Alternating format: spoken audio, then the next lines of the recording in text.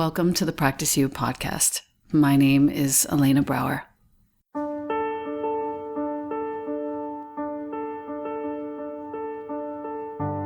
Together, we'll explore and enjoy content and conversations around mastering transitions in our relations, our wellness, our careers, our families, and especially in our missions and visions. You are invited to learn and love and listen with me. Welcome to Practice You.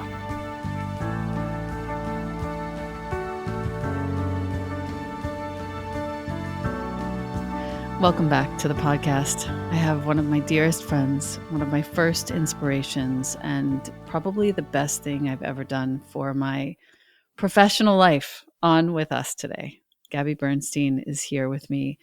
And Gabby, I love you and I thank you for everything that you have done in your life that has changed mine. Welcome to the podcast. Right back at you. And by the way, Elena, you have good podcast voice. Oh, thank you. Thank you. Welcome back, everybody. Sounded really good. It's really my favorite medium. I don't want to, I sort of do want to say it out loud, but I don't. It's my favorite part of the week. Yeah, go girl. To record. It's so lovely. So Gabby, many, many years ago, you stared me down when I was addicted to pot, and you told me that if I was going to be doing God's work, there was really no place for getting stoned in my life. Yeah. It changed everything for me, and it stuck with me like glue until it was probably about a year and a half later when I finally called it quits, gave you a call and said, I'm quitting, I'm done. I'm doing it quietly. I'm not going to go to any meetings or anything. I'm just going to see what I can do on my own. I don't know what else to do. And you said, I am here for you. No matter what, I'm right here. I proceeded to do 40 days in your May Cause Miracles book, and I quietly did it. I didn't announce that I was getting sober until probably a few months in. And those 40 days of just creating with myself, of joining myself in an effort to heal myself was one of the most profound periods of my life. I will never stop thanking you for it. And I believe firmly that sort of very practical approach to sobriety, which, I mean, you don't even necessarily mean for it to be a sobriety book, but May Cause Miracles, it's a bestseller, and it turned out to be the biggest gift of my life. I would love for you to just fill in my listener on your story, how it all began, how you got from being, a PR person to a real leading light in the world, and, talk a little bit about your books. I'd love to hear what's on your heart at this moment. First of all, I remember now, you just reminded me of when you were taking yourself through the May Cause Miracles 40-day practice and just sharing about it publicly. And I just remember how beautiful that was. And I also just, sometimes when as an author, you forget what you write, because I've been writing a book a year for 7 years.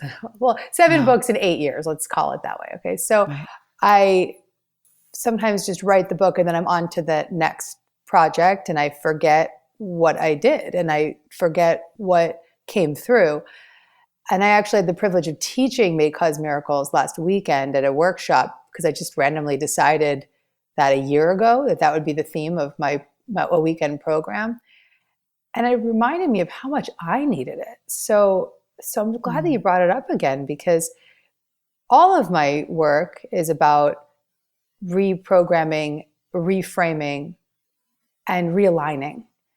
So the spiritual path that I have been on has been a path of having had detoured into a lot of fear and darkness and addiction in my youth, and getting sober at 25 years old was the catalyst for my spiritual practice and and identifying myself as a spiritual teacher, because I allowed that bottom to be, as Rumi would say, the wound is the place where the light enters you. So I allowed that bottom to be the place where the light entered.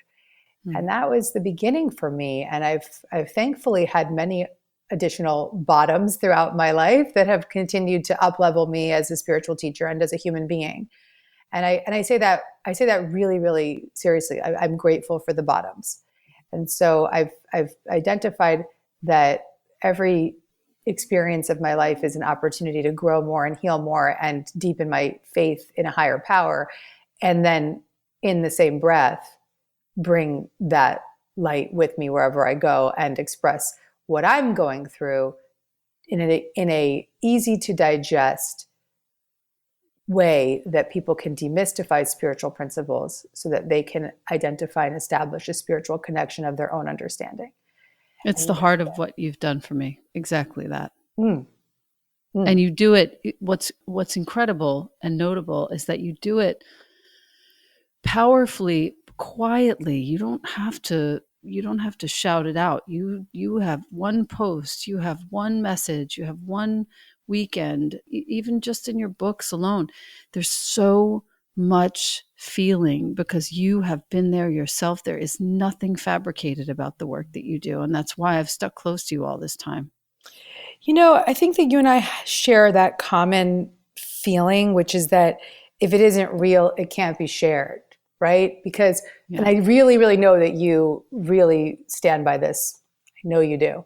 That if it isn't locked in, authentic, and truthful, then go home. Because for me, it feels safer to be vulnerable. It feels safer to tell the truth. It feels safer to be authentic. Yeah. And I think that's truly been the key to my career success has been just being real, because really all the world wants is your authenticity. That's all the world wants. And what true confidence is someone who is truly themselves. A truly confident person is someone who is genuinely, authentically real. And that I see through you in all that you do. And I think I would even take it a step further and say that someone who's authentically real and who doesn't necessarily share every single nuance of what's happening. Yep. There's a level of professionalism, even when you're sharing your darkest moment. Yes. That means a lot to me. That you're saying this, because I'm actually working on a new live event that'll be like an annual thing. It's called Spirit Junkie Live, and it's like a bonus to my Spirit Junkie digital course. It's this like very exciting one-day event. And I was like, if I'm doing one day for people who are spiritual entrepreneurs, like what do they need? What do they want? And it's a day on confidence. And the big theme and topic is about being authentic and vulnerable, but also knowing when not to be. Okay. And just being professional. Correct. And also knowing when it may still be too close to home to share. For instance, 4 years ago, I remembered childhood trauma. Like I had a dissociated memory that I had lost that returned when I was 36 years old. And the teacher part of me within like a month of my recovery was like, I need to save every traumatized woman in the world, and wanting to go out there and just like talk about what I was doing to heal. And my EFT coach at the time said to me, way too soon, Gab, way too soon. She was like, this is not your time to talk. You are too in the weeds with your recovery. So that's another thing to be conscious of as anyone who feels that they have an empowering message to share in the world. The most important thing is just know when the time is ripe and ready to share, and make sure that you are grounded in what you're sharing. The integration, critical. Yeah. It's interesting because a lot of the work, the great work that you've done, as far as I'm concerned, is teaching people how to own their story, share their story, and really make it be a part of who they are and how they're getting their work out into the world. So thank you for that refinement. Totally. Make sure it's integrated. And so May Cause Miracles. Let's talk about your other books. Let's name your 3 favorites. I think that the all-time favorite book of mine is probably The Universe Has Your Back. Not probably, is my book, The Universe Has Your Back. We have over 500,000 readers throughout the world. And it is, it's a book that I wrote while I was healing from that remembrance of my childhood trauma. So I was in a really dark place. Actually, whenever I'm writing in a dark place, it's always a really good book. I was in a really dark place with a lot of light coming in. writing that book healed me.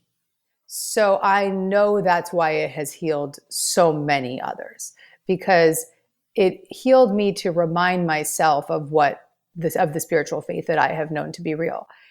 As you write, to teach is to learn. So as I wrote and wrote and wrote and wrote, I just constantly was having to live the practices and remind myself of what was true. So that became a book that I know has saved a lot of lives and really served a lot of people.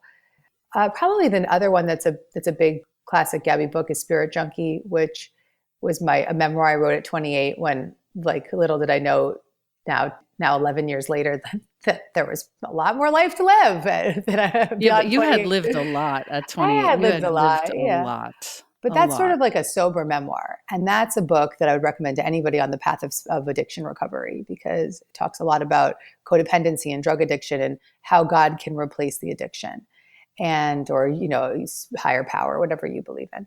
So that book has served. And then I have a new book, actually.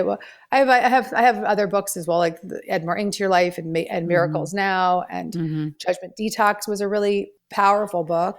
I recommend that often, Yeah. I have to say that the Spirit Junkie was critical for me at a very certain time, because it gave me, and this is, I think, for the listener who may or may not know Gabby super well, the thing about Gabby is that early on, before any of this was cool, like really put the highlighter pen on this, Gabby was talking about spirit, capital S. She was talking about God, or your conception of God, whatever your higher power happens to be.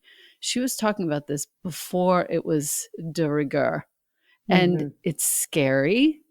At the time, I remember it was scary for me to read about it, because my only conception of that was sitting in temple and shul and listening to God the Almighty, either finding mercy or not Right. in the stories that we were hearing.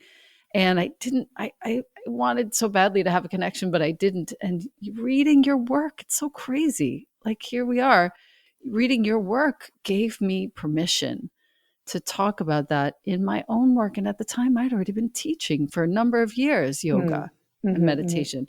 So that, I think, is a very noteworthy aspect of your work as well. Yeah. Thank you. Yeah. Judgment Detox, though, I think for anyone listening today, is something to look at. We are all walking around balls of judgments all the time, just full of judgments. And I think there was a lot of fearlessness and honesty and bravery that you summoned to create that book. Yeah, that book's a cool book. It's a book for the willing, I say. It's not a book for someone who's not interested in self-help or spiritual principles.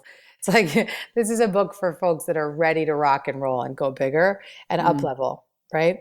So that's the intention behind that book and that practice. And then they have a book coming out soon called Super Attractor, which I got to get you a galley of that book. You And do. Super Attractor is kind of like the next step to The Universe Has Your Back. So whether you've read The Universe Has Your Back or not doesn't matter, but it's taking from Kundalini and A Course in Miracles and Abraham Hicks and my own spiritual daily practices of getting into alignment. It's a book all about alignment. It's a book about living in the best feeling thoughts and emotions that you can. And once again, writing that book healed me, because it's always needing that, right? So. Yeah. It's nice to be able to give to people these very concrete practices, which is what each one of your books offers.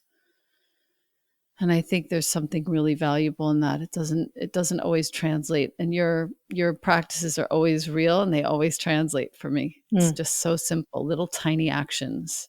Yep. I think that's the biggest message, is that you don't have to do it all overnight, that small steps can get you to where you need to be. Yeah. I just, like 5 minutes ago, recorded a little IGTV about 1.5 minutes long about this, just small daily actions. So the Spirit Junkie Masterclass has been a massive shift for me in my business. I remember sitting with you the first time you were telling me about it, and you offered me a seat at the live event. And you said, I'd love for you to help share this message with the world. I took the class online. I sat in at the live event. You then asked me to present at the live event, which was out of control, one of the best days of my life. And the masterclass has turned out to be this epic odyssey for many of us who wanted to be able to own our story, who wanted to be able to see all the blocks that we were ourselves erecting in front of our own prosperity and self-worth. We wanted to be able to have a real impact and share whatever it is that has touched us more broadly with the people we love and with their people that they love. And I don't know how you did this, but you managed to put it all together into a virtual class with several luminaries teaching who have up-leveled so many of our businesses, thousands of us, tens of thousands of us every single year. And I'm curious to know where the idea came from for the Spirit Junkie Masterclass and how this too, I'm sure, has changed your concept of what's possible in your life. Yep. So about 6 years ago, I started noticing that my readers and students were coming to me, whether live or an email, and saying, "Oh my God, I've been on the spiritual path now, and I'm having such an awakening, and I'm feeling so moved, and I want to carry the message. Like, I want to bring these principles into my career. I want to make it my career, or I want to teach my law firm how to meditate," or just really people feeling the call to be leaders, to teach, to serve, to share, and to step in confidently to the work that they wanted to do in the world, but in a way that was spiritually aligned.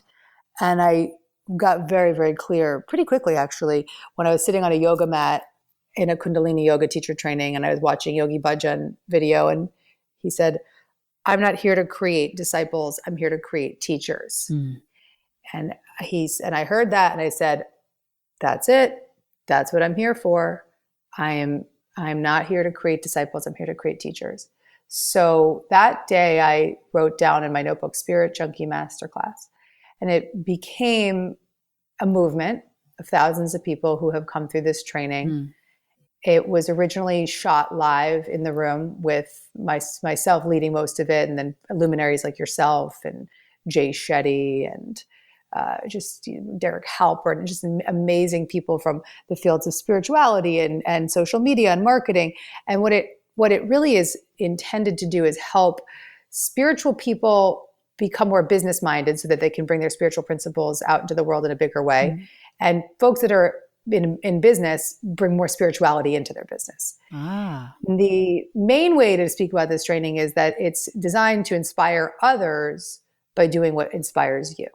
So if you feel that call that says, "I don't know how or why, or I am already doing it, or I don't know what I'm doing, but I want to bring spirituality into the work that I do in whatever form." You could be a lawyer, you could be a yoga teacher, you could be a doctor.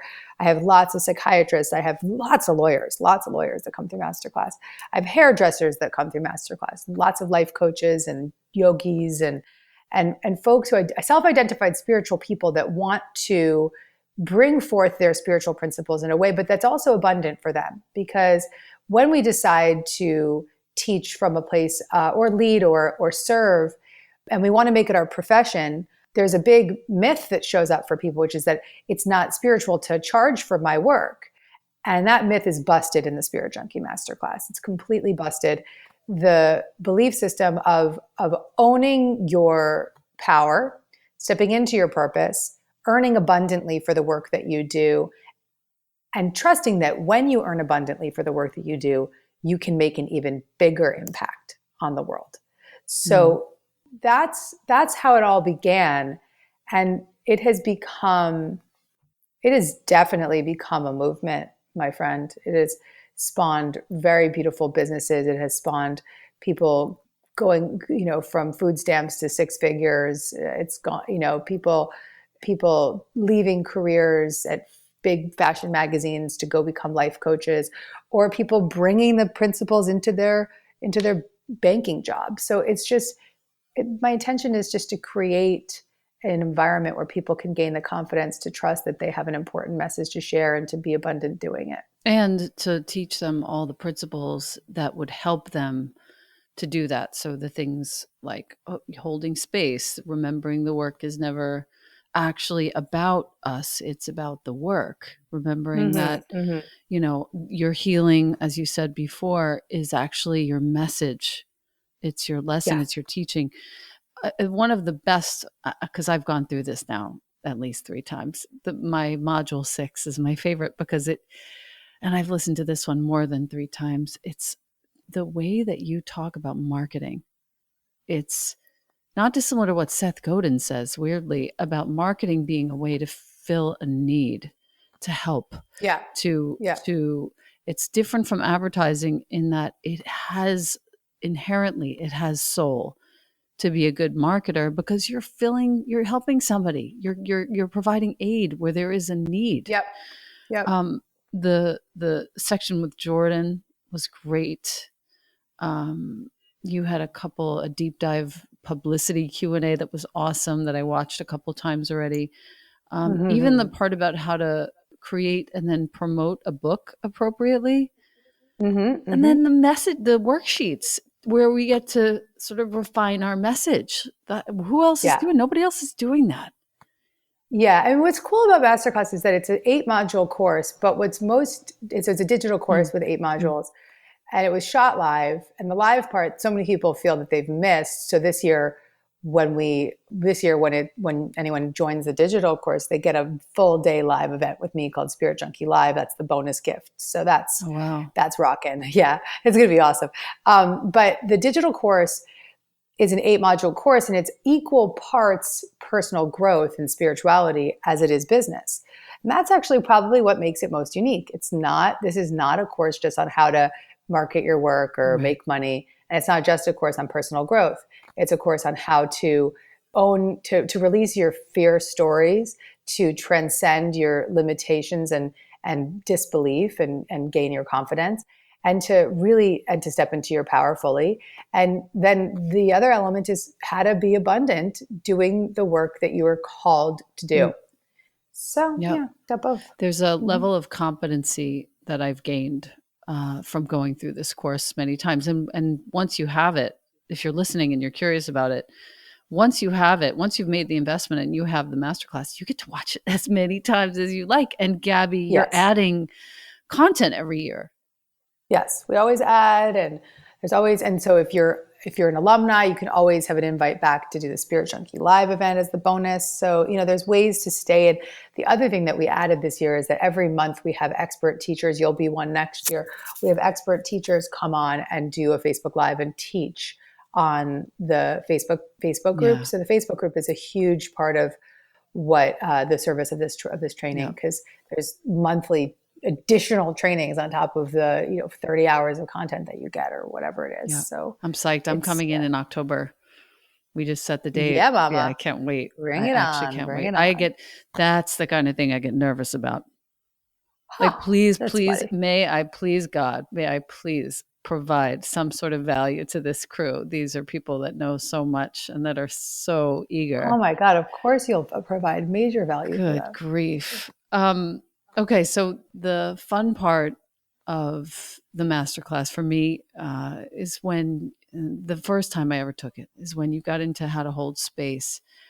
And this is sort of the last thing I wanted to address. You do this with such care and efficiency. You step onto the stage. I don't know what happens. You're like this magical little elf with curls, and you're wearing white, and I don't know what happens. I still haven't been able to put my finger on it. I've been teaching yoga for how many years, and still I sat in the live event, and you can feel it on the recordings too, in the digital course. There is something palpable that happens. I need to know if you have any way of putting that into words. How would you advise someone like myself or anyone listening? What do you do to hold space when you walk into a room like that? And I can feel you. Yeah. Well, first of all, thank you for the reflection of that. And what I do believe is that we all have unique gifts that we bring forth, and we are called to contribute in our own unique ways. my greatest contribution is to hold space for a collective conversation around spiritual development. That is what I'm here to do, period. That's what I came here in this lifetime to be and do. So it's what brings me the most joy. Being on a stage with a live audience and holding them in their own journey is what makes me feel the most safe and the most aligned and connected and in spirit and channeling something beyond me. So the answer is, it's my happy place. And it's something that, while it has always been natural, it is something I have cultivated. And so holding space for a group of people in any form, whether it's 3 people in a room or 3,000 people in an audience, requires a clean energy. It requires clear intention. It requires boundaries, energetic boundaries. So shielding yourself from being a sponge, so that you don't walk onto that stage and pick up everything that everybody's putting out. And so that you can be a clean and honest teacher. This past weekend I had to teach, for a few hundred people, and I'm going through healing. I'm in the midst of healing postpartum anxiety. So I didn't sleep the first night, and I'm, still managing my emotions. And, I had to still show up. I'm a teacher. I made a commitment. I had to show up. So that vulnerability and that honesty is another way to hold the space. But at the same time, I had to protect my energy more than ever before, because I am so vulnerable right now, right? So having the skills to know how to open up but still be protected, and that's something I teach in the training, is how can you open your cloak, be the light, be a channel for something higher than you moving through you, and at the same time not be a sponge and not so be such an empath that you walk off the stage carrying everybody else's stuff. So it's an art. And it is a balance, and it's an intentional move, and it involves prayer, and it involves commitment, and it involves clarity, and it also involves being very conscious of what you're bringing and what you're leaving with. And it's a practice in the end. Yes, it's absolutely practice. Like, public speaking is my art, right? So, like, teaching yoga is your art. Totally. You have many arts, but that is a form of art that you have. So that's it. I appreciate it, especially that module. I think it's module 4. Yeah, I talk about how to be a speaker in whatever form that comes for you, and how to lead and hold the energy of a group, and how to teach a meditation, or how to share an empowering message in a way that feels authentic and not woo-woo and strange, but really aligned. Yeah, that was one of the most helpful aspects for me. And I think also for most people who are just deadly afraid of speaking in public for whatever experience they had as a kid, that you broke it down in such a great way in that module. I really appreciated. So, okay. So every guest on the podcast, I have 3 questions that I ask. They're all the same, always the same. And the first, and they don't have to be long. The first one is, well, we've sort of already answered this. What in your life, or in the general sphere of your life, needs healing right now? What needs healing in my life right now? Exactly. I am in deep prayer and devotional intention daily to be fully recovered from postpartum anxiety, so that I can sleep well and feel deeply connected to my son, and show up for my husband, and feel free in my life. And I want to speak really, really openly about this. If there are mamas out there who have gone undiagnosed, make sure to see a psychiatrist as soon as possible. If you don't have resources, there are many free resources out into the world. Postpartum International is something you can look into, but do not go undiagnosed, because it's a mental health condition. So my deep devotional prayer right now is full recovery from postpartum anxiety soon. Teach us what your main symptoms were, so that some of the mamas listening can Thank you. Even though I hate talking about it, that I need to. You're right. Sorry, Insomnia, very, very weird, like, obsessions over small things. And so many moms will think, oh, well, I'm just a mom, I'm worried, but it's actually not just that, right? So obsessing about which diapers he's going to sleep in, and obsessing about how many bottles I'm bringing when I get in the car, and the over obsession. I've seen friends that have had PPA or postpartum depression get very addicted or obsessed with like cleanliness, or if you find yourself overly obsessing, obviously panic attacks and just feeling an overall low level of anxiety or a high level of anxiety. If you notice any type of depression or suicidal thoughts, if you feel disconnected from your child, if you feel like you don't recognize your child or afraid of your child, anything that resembles this, even in the slightest way, get ahead of it now and seek psychiatric help immediately. This is no joke. It's no joke. And people don't talk about it. And I'm going to continue to talk about it very loudly. No, you have to, because I have tears in my eyes remembering this one period of time. I think it was around, he was about 6 months old. Things were settling in, and I just kind of lost my marbles for a minute. And I thought, I don't know who I am. Somebody told me to ramp up my intake of omega fatty acids, so essential fatty acids. So I did that, and I got some really good help from a therapist at the time who was willing to sit with me and just walk me through some of the things I was thinking about. And it just touched me so greatly to hear what you just said. Thank you. Yeah. There's a book, Pregnancy and Postpartum Workbook, and it's cognitive behavioral therapy, like a CBT workbook, which would be really beneficial for people. CBT is very helpful for anxiety. But sometimes don't be ashamed if you need medication for that period of time, because a lot of moms do end up going on medication, and it saved their life, and it saves their early days with their baby, and lets them connect deeply, and they can get off with it with grace. I have great respect for Western medication. When you need it, you need it, and that's a serious thing. It's a serious thing. Chemistry is real. Can't. Yeah. Thank you for that. Question 2. What is your favorite view? I think I might know the answer, but let's see.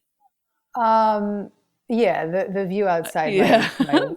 Looking at the back wall of glass. We have like this sofa in our dining room that's been sitting there because it's actually like an outdoor sofa, but it's been indoors for the winter. And we lie on it because it's the best view of the sunset. And the sofa's about to go outside for the summer.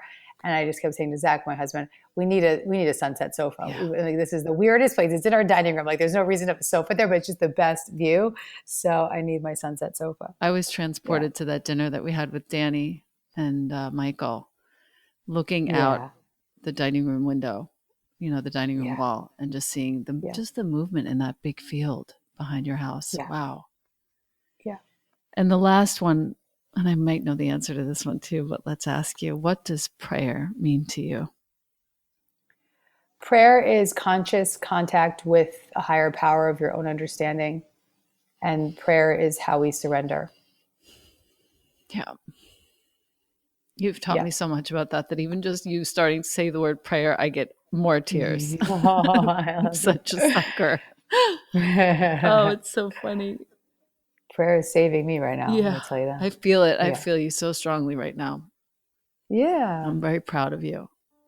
Thank you. Very proud of you. And thank you for taking the time today. I know it's a lot. And this was very healing, and I love you so much. And I just want to be around your energy however I can. So Same. All right. And I'll see you soon. And I love you very much, G. Love you, Mama. Okay. Thank you, everybody. Bye. Bye.